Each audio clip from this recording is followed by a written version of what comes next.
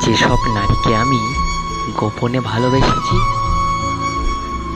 তাদের সঙ্গে আমার কখনো বিচ্ছেদ ঘটেনি। প্রক্ষান্তরে আমার প্রকাশিত প্রেম সমূহ পূর্ণ হয়েছে বেদনায়, বিচ্ছেদে। তাই মনে করি প্রকাশিত প্রেমের তুলনায় অপ্রকাশিত গোপন প্রেমই ভালো।